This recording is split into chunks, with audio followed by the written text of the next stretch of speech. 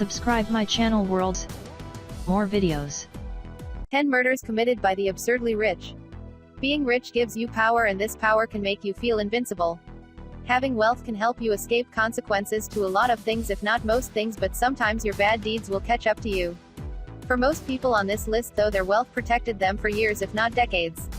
Many people intuitively know that wealth protects people from the consequences of their actions, but when confronted with it directly, it really makes the blood boil. At number 10, Robert Durst. Robert Durst is the heir to American real estate mogul Seymour Durst. Robert Durst is suspected of murdering 3 people. Kathleen McCormick Durst, his first wife, who disappeared in 1982. His longtime friend Susan Berman, who was killed in 2000, and lastly Robert's neighbor Morris Black, who was killed in 2001. These are the cases that have direct ties to Durst, but it is speculated that he may have killed others. He was charged with murdering Black, but claimed at his 2003 trial that a gun fired while he was defending himself during a tussle with his neighbor. Testifying in his own defense, Durst said, "The gun was aiming at me. He was pushing the gun towards me, and I was trying to pull the gun away." Despite the fact that Durst dismembered Black after this supposed tussle, he was acquitted. Durst was arrested for the murder of Susan Berman in 2015. The trial is still ongoing. At number 9, Nathan Leopold and Richard Loeb. Nathan Leopold and Richard Loeb were sons of the extreme wealthy, and both were considered intelligent with promising futures. Despite this, the young men would frequently commit small crimes like petty theft and would stake their futures on committing the perfect murder. They rode around looking for potential victims until they eventually settled on Bobby Franks. They coerced Bobby into their car. They killed him with a chisel and the next morning sent a ransom note to the boy's family. Bobby's body was quickly found along with a pair of eyeglasses. Police traced the prescription back to Nathan Leopold. The boy's crime was discovered and they both quickly confessed. Nathan Leopold and Richard Loeb were both sentenced to life in prison. Richard Loeb was stabbed in the prison showers and died at age 30. Nathan Leopold served 33 years in prison until he was paroled.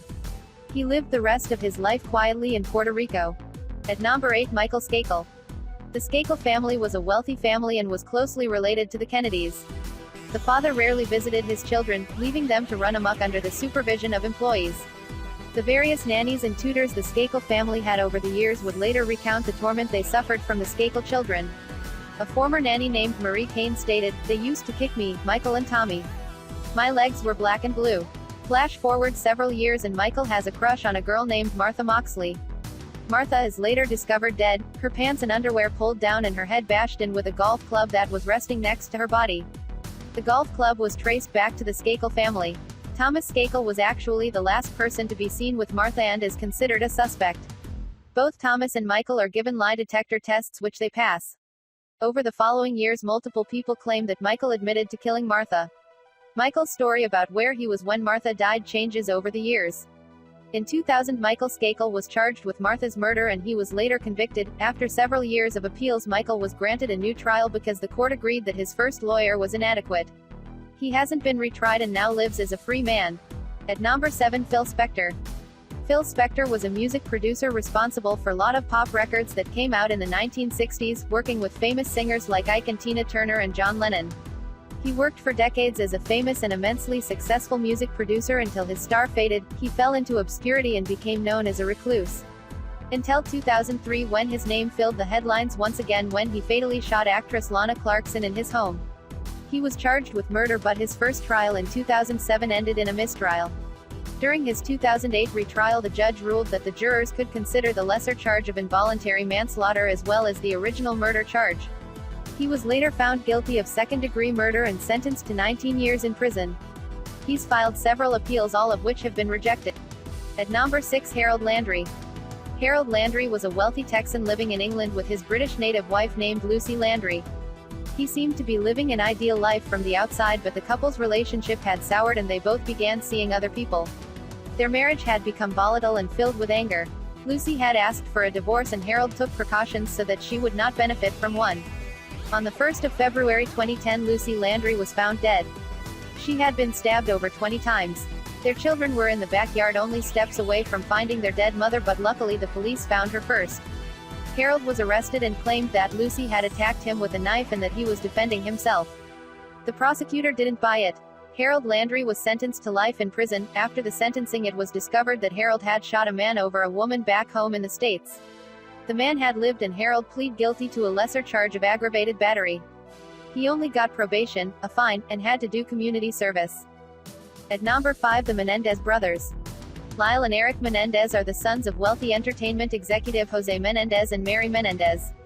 When Jose and Mary were murdered, the brothers weren't initially suspected. After the death of their parents, they immediately started spending the money they had inherited. They took vacations and bought cars and new homes. They went from unsuspected to the primary suspects. Eric confessed to killing his parents to his psychologist. He later threatened his psychologist, and that psychologist told his mistress about Eric's confessions, and she told the police. The brothers were arrested. At trial, the brothers' defense claimed that they had killed their parents because their father had been molesting Eric and that their father threatened them if they ever revealed this publicly. They brought in family members who stated that Eric had confided in them about the abuse. The first 2 trials ended in mistrials. The brothers were later convicted and sentenced to life in prison at a 3rd trial. At number 4, Ashton Sachs. Ashton Sachs was the son of Andra and Brad Sachs. In 2014, Andra, Brad and 2 of their children were shot in their home while they slept. The children lived, but one of them was severely injured and ended up being permanently paralyzed. Ashton acted the part as the grieving son. At his parents' funeral, he gave the eulogy saying, "I remember in 5th grade. We had to do a report on who our hero was to us, but even as a 13-year-old boy, I knew right away my hero was my mom. I did my report on her." He had driven 18 hours through the night to his parents' home. He brought automatic rifle and was wearing a black beanie and gloves. Ashton could provide no real explanation for why he had decided to kill his family. He decided to plead guilty and was sentenced to 4 consecutive life terms with additional penalties for enhancements. At number 3, Issei Sagawa. Issei Sagawa was born to wealthy parents and he led a fairly privileged life. Issei was reportedly interested in cannibalism from an early age, but it wasn't until his early 30s when he would finally act on it. He was studying in France and had lured a classmate named Renée Hartevelt to his home under the premise that he needed help learning German. When they were alone together, he killed her, then raped her corpse. Afterwards, he began to eat her body. When the body began to smell, he packed the dismembered pieces into a suitcase and planned to dispose of it in the park, but he was caught in the process. He was confined to a mental hospital in France after his arrest, but was eventually released to the custody of the Japanese. He was never tried in Japan, and to this day he walks around as a free man. He received a small amount of fame after his release, but this eventually fizzled out, and since he was disowned by his family, he struggles to make ends meet. At number 2, John Brooks. Millionaire John Brooks and his son Jesse paid several men to kidnap and murder a handyman named Jack Reed. Brooks had believed that Reed had stolen from him, so he conspired with his son to have him killed. The men Brookses had paid testified that on Brooks's command they had lured to the barn, beaten Jack Reed with a hammer, wrapped his body in plastic, placed the body in the back of Reed's own dump truck and drove the dump truck to a store parking lot where they abandoned it.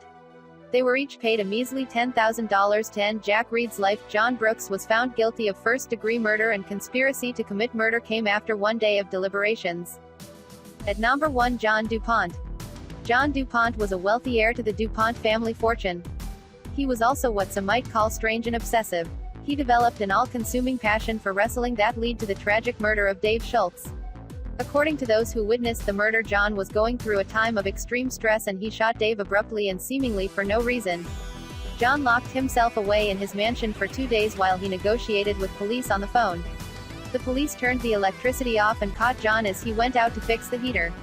DuPont pleaded not guilty by reason of insanity, but his defense was thrown out by the court and a jury found him guilty. He was sentenced to 13 to 30 years for the murder of Dave Schultz and would die in prison at the age of 72.